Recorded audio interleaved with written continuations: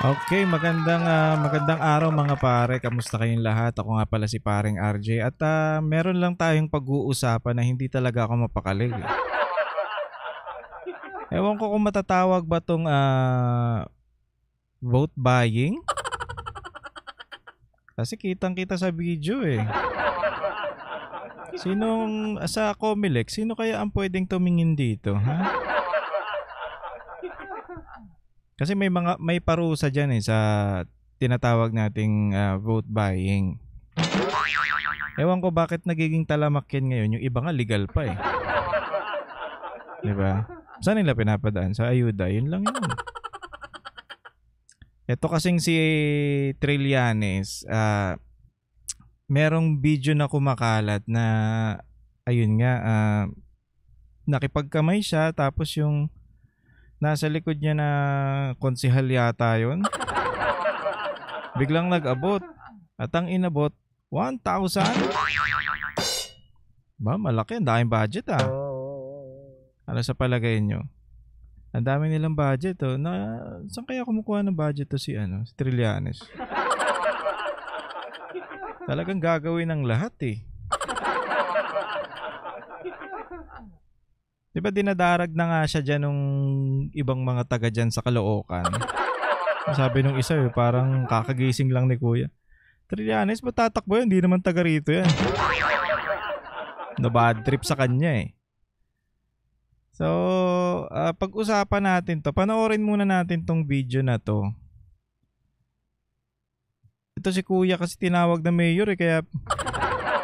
Mayor! Ang lakas talaga ni Trillanes, no? Ang klase. Alam ko ang kalaban niya dyan yung dating mayor na si Malapitan.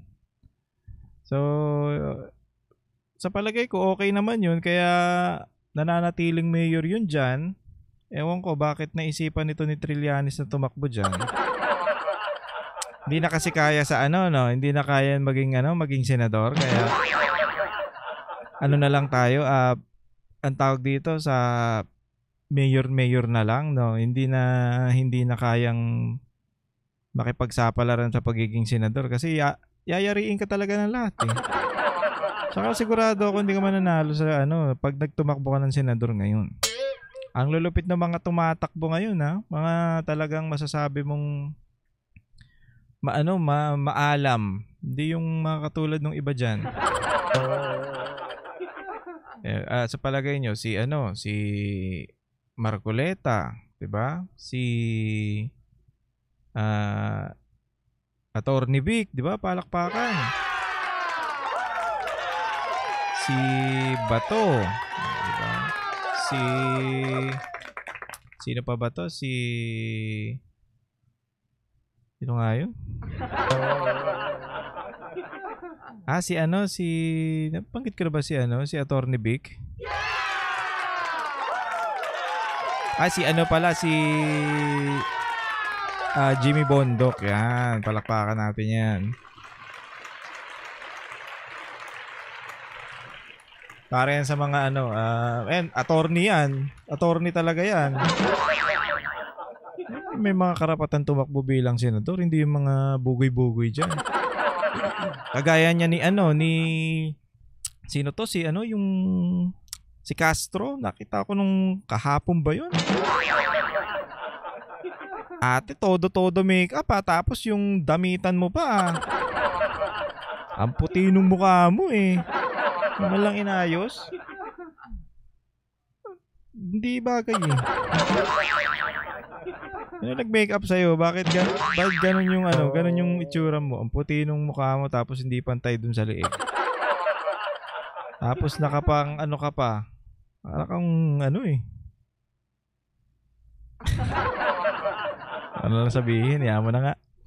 Okay, panoorin natin to si Mayor Trillanes. Tinawag ko pala siyang mayor, magbibigay siya,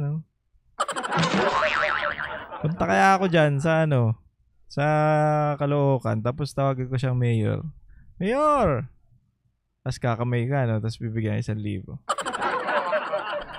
May pang ano ka na, may pang food trip ka na. Kunin nyo yung binibigay niya. Mga pare natin dyan sa Caloocan. Kunin nyo yung binibigay ni, ni Trillanes tsaka yung mga konsehal niya. Kunin nyo, syempre. Sayang yan. Huwag nyo iboboto yan, ha? Kapanoorin natin ito. Okay, Mayor. Okay. Okay. Okay, shalom, shalom. Okay. Kita nyo yun? Nakita nyo yun?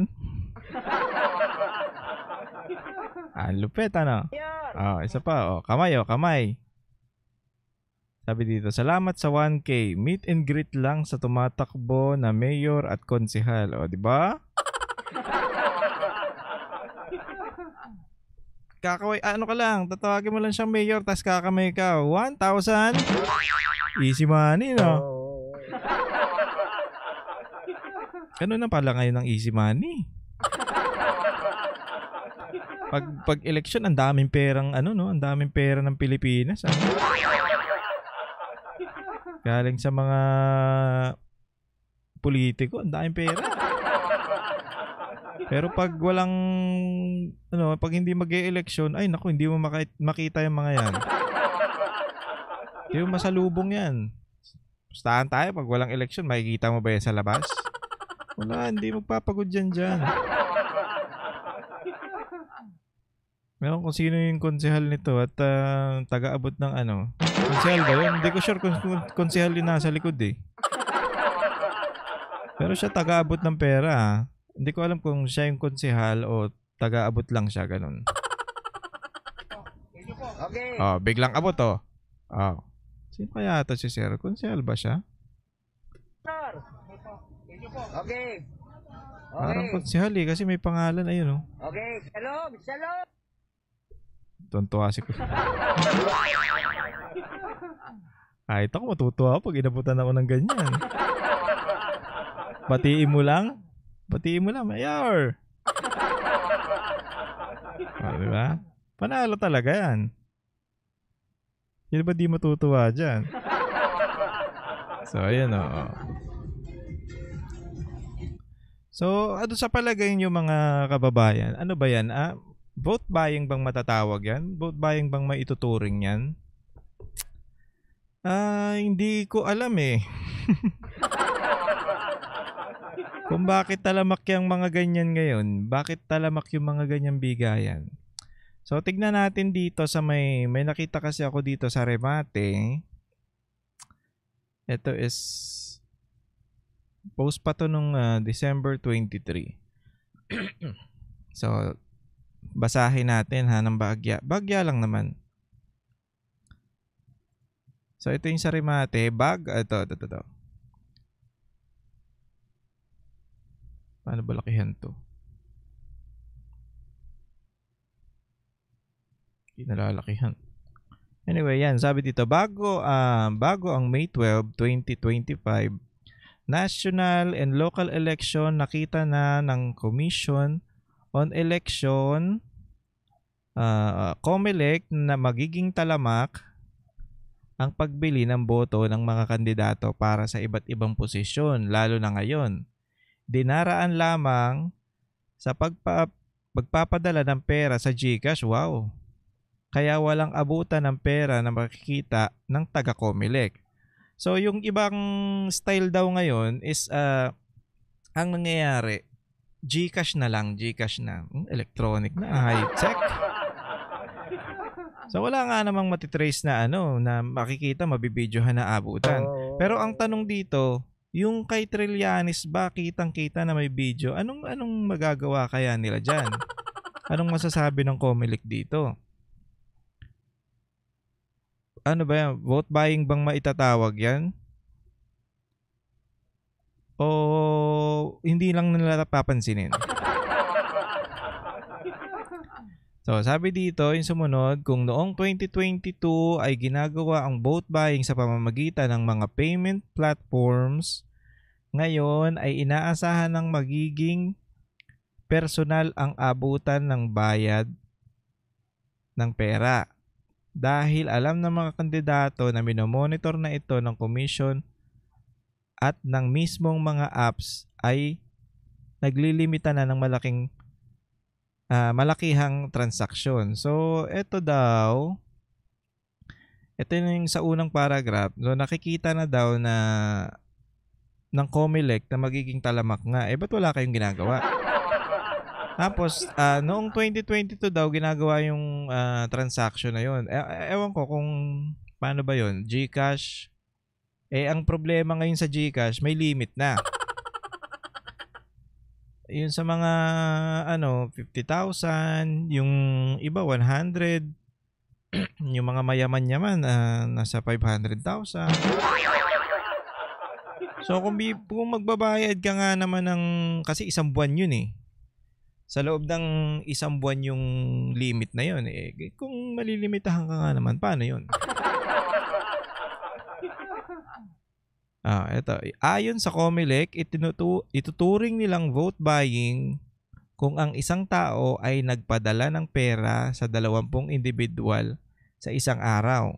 So through through transfer, online transfer, online bank, ganun.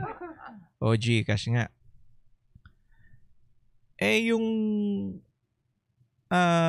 Sige. Tuloy natin 'to.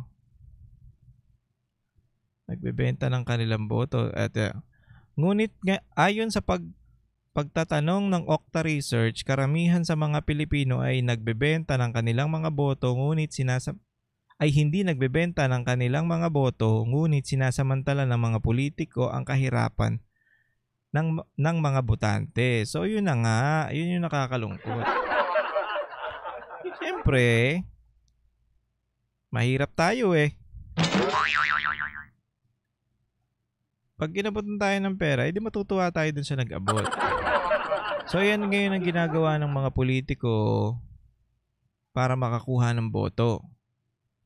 Yun nga ito yung isang example na yung ayu-ayuda. 'Di ba? Ayan ang malaking ngayon, malaking katarantaduhan ngayon. Ginagamit nila yung ayuda para makakuha ng boto. 'Di ba? Buti sana kung lahat ng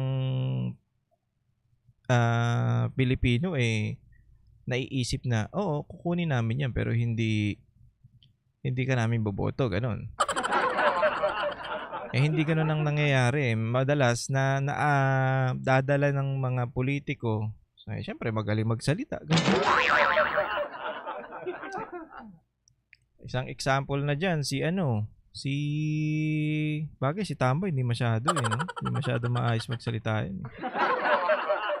Pero yung iba yung mga magaling mangako, kaya yung presidente natin, 20 pesos sa bigas daw. Ano nangyari? So yun yung problema natin ngayon.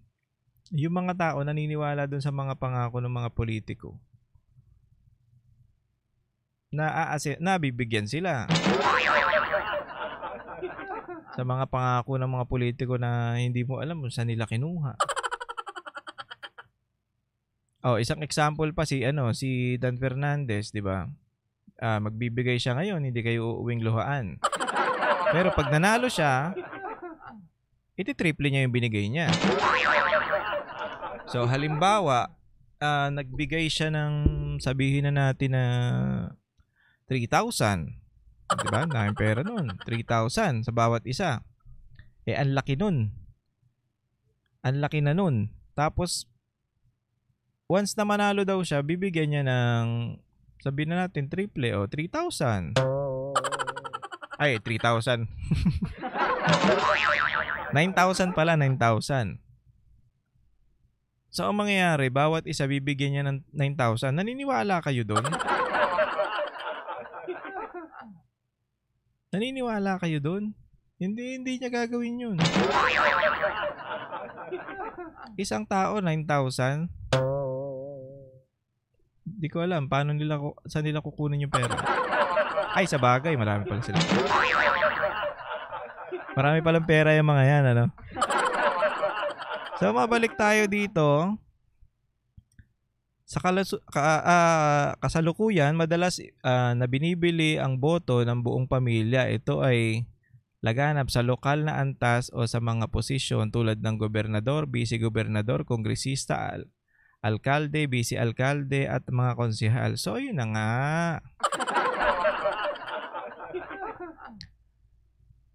Dito sa baba madalas.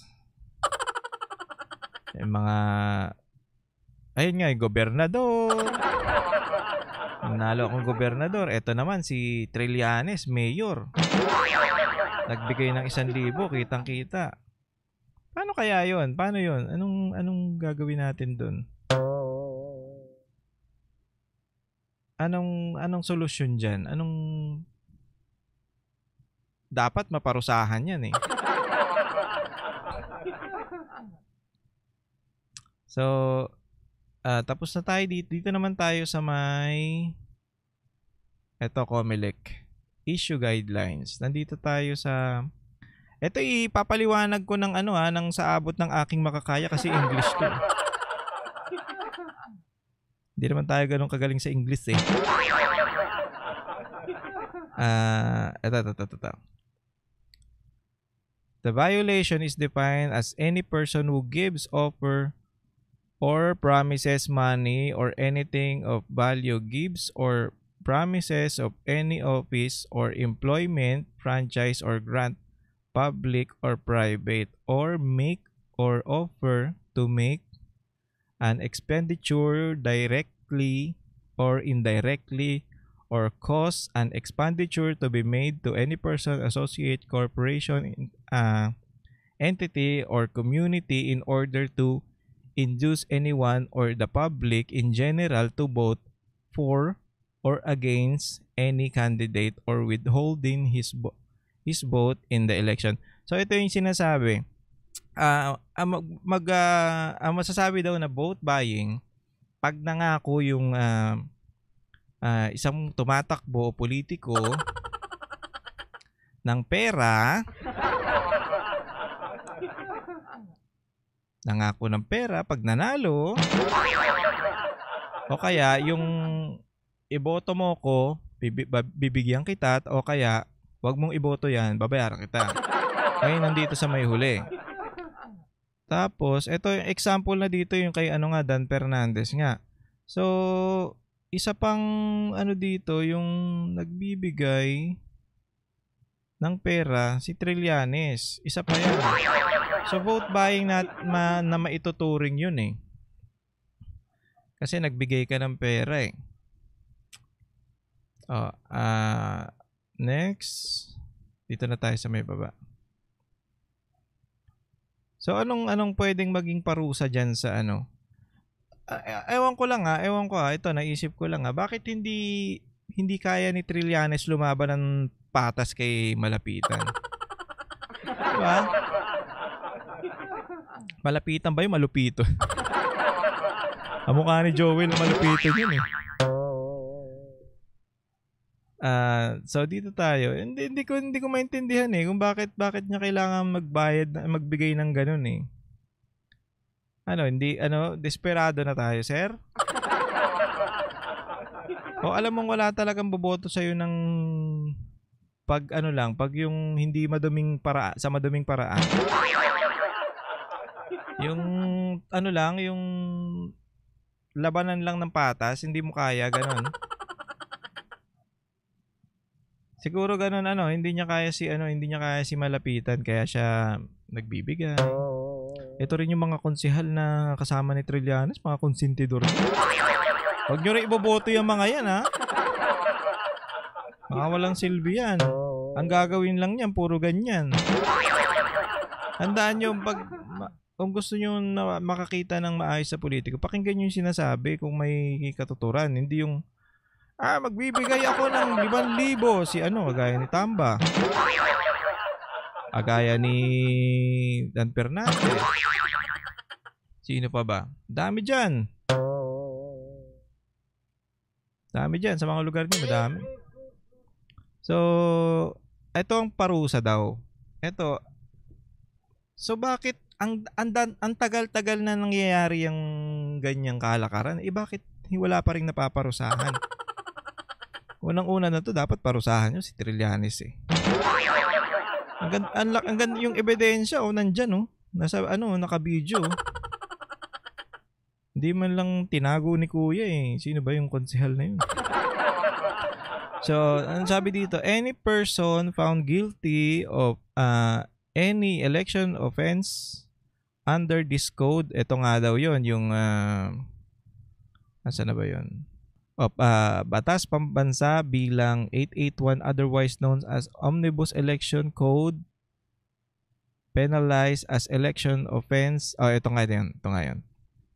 Section 261. So, ito yung sinasabi dito sa paragraph na to. Any person found guilty of any election offense under this code shall be punished with imprisonment of not less than 1 year but not more than 6 years. So, pwede palang makulong. Bakit? Malaya pa yung iba. Ito sa ano to ito sa Government PH. Sa ano to? Sa Comelec to Comelec ang nag-ano dito. So, pwede palang makulong ng 1 taon hanggang 6 na taon? At parang wala namang nababalitang nakulong dahil dyan. Kahit harap-harapan na. Bulag-bulagan na lang tayo, ganon? Ewan ko Comelec, ano bang ginagawa nyo? Bakit? Galaw-galaw din tayo So, tuloy natin. And shall not be subject to probation. In addition, the guilty party shall be sentenced to suffer disqualification to hold public office. Bukod dun sa makukulong daw ng 6 years, ay pwede pa silang ma-disqualified. Syempre, disqualified yun. Tapos, hindi na sila pwedeng humawak hindi na sila pwedeng tumakbo bilang mga public official. Parang hindi naman napapatupad to. If he a foreigner, dito na tayo sa any political party that would be found guilty shall be sentenced to pay a fine or not less than 10,000. Not less than? Ano to? 10,000 lang? 10,000 lang pala yung penalty dun? Which shall be imposed upon such party after criminal action has been instituted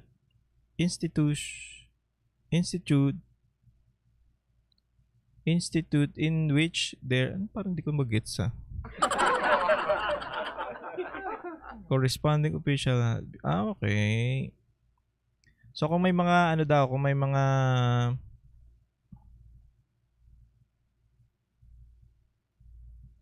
anong daw dito? 10,000 daw ang magiging multa dyan sa vote buying. Maning-mani lang yan sa kanila. Bibili nga sila ng boto, magbayad pa kaya niya. Ay siguro kaya hindi walang napapakulong dahil mura lang yung mura lang yung bayad. Tama ba ako? Any political party that would be found guilty shall be sentenced to pay a fine of not less than 10,000. So, 10,000 pataas. Manilang sa kanila yan. Kung makukuha naman nila yung posisyon The Comelec will also establish citizen complaint. So, ano to? Compliance Center. Okay, let's serve communication channels. Kailangan may magre-report kasi kind of field personally or bagay. Mahirap nga naman yan. Kapag ni-report mo sila, pag initang. So, anong ano natin dito? Anong magagawa natin dito, mga pare? Sa palagay ko, dapat i-share natin yung mga ganyang bagay. I-share natin ng i-share nang makaabot sa mga dapat makaabot. Wala eh. Alam ko marami nang share yan eh.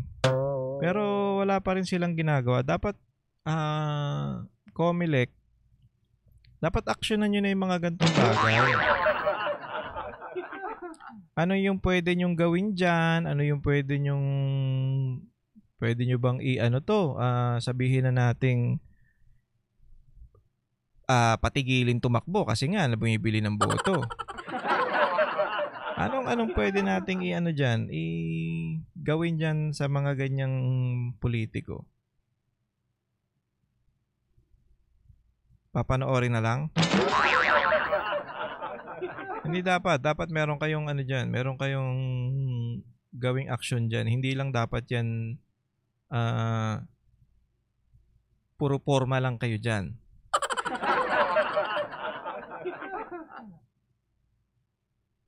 Kasi itong si Trillanes, lantaran na yung ginagawa eh. O panoorin ulit natin ha. Lantaran yan eh. Hindi yan basta-basta eh. Mayor! Mayor. Okay. Okay, shalom. Okay, tingnan mo, okay si Kuya eh. So ano yun? 1,000 yun ha. Gaano karaming 1,000 ang pinapamigay nila sa ganyan?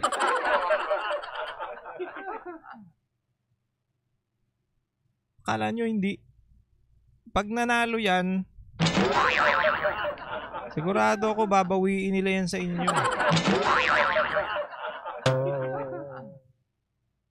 Paano lang yan? Siyempre, pakara muna yan eh. Tatakbo ako, pakara muna ako ng mga malamalang pera. 1,000 kada isa. Pero once na manalo yan, tapos kayo dyan ngayon. Diyan niya babawiin yung mga pinamigay niya. Nangyayari yan, talaga nangyayari yan. Tanga ka na lang kung hindi mo alam yun. Pero sa palagay ko, hindi naman mananalo to si Trillanes kay Malupiton. Kay Malapitan. Baka nga pag tumakbo pa si Malupiton dyan, manalo pa yun kaysa sa'yo. Si Malupiton, kalaban ni Trillanes, nakot ya, hindi mananalo si Trillanes. Anyway, si Malapitan, ang narinig ko, maayos naman na mayor yan eh. Kaya, sa palagay ko, walang pag-asang manalo to si Trillanes. Pero huwag kayong papangamba dyan ha. Alam nyo naman to. Hindi ko nga alam bakit bakit talagang gustong-gusto niyang tumakbo dyan eh. Bakit dahilan niya, no? Siya, yung parang hindi naman sa inaano yung mga mayor ha, pero from senador ka na eh.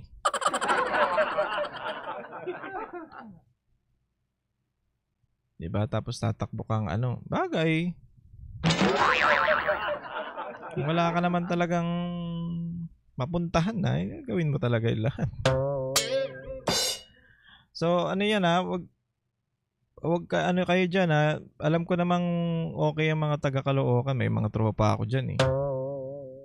Okay yan, wag nyo lang yan si Trillanes. Pero tayo magpakampante kasi baka mamaya gumawa ng paraan yan eh.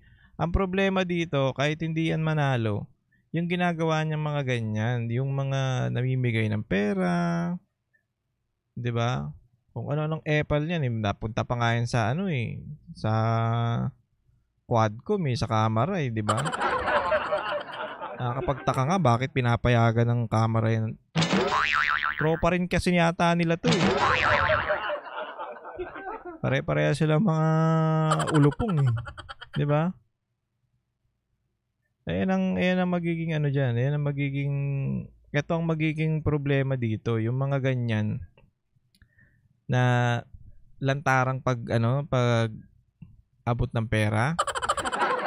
Dapat actionan nyo na to kasi kung hindi nyo actionan yan, kung hindi kayo gagawa ng paraan para matigil yan, ay baka maraming gumaya ng mga politiko na ganyan.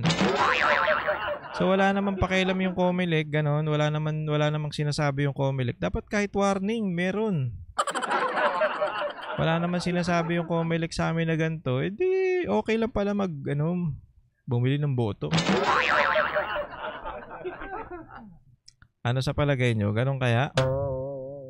So dapat meron yang wala kang warning na nakalagay dito sa Ang sabi dito, pag nakita ng any person found guilty, makukulong, walang warning.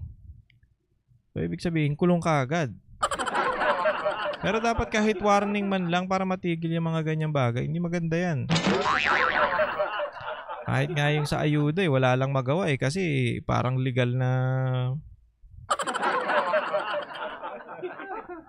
pagbili ng boto, ganon.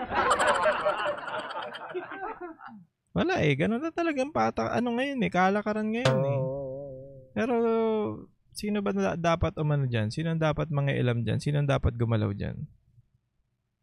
Diba? Comelec dapat. Hindi nyo pwedeng pabayaan lang yung mga ganyang bagay. Yung iba, siguro ang daming gumagawa ng ganyan na hindi lang nakikita, hindi lang nabibidyo. Lalo yun sa mga lokal. Eto lang, nagkataon, nakita, si Trillanes pa. So, natin to mga kababayan, mga pare. Dapat matigil yung mga ganyan. Hindi ko alam kung paano irereklamo yan kung sino ang dapat dyan kung sino ang dapat gumalaw dyan sa ganyang bagay Kasi may ebidensya naman, may video naman. So sino ang gagawa ng dyan, ng paraan? Kasi ang sabi dito, kailangan may magreklamo. Paano kung walang magreklamo? O natatakot. Mahilig pa naman si Trillanes, mahilig magkaso yan. Magkaso. Lahat gusto kasuhan. Tapos punta na naman yan dun sa kakaso na naman. Ewan ko ba, napipikon din yata siguro to sa mga, lalo kay Boss Bay. Napikon to kay Boss. So, ayun lang mga pare. Kung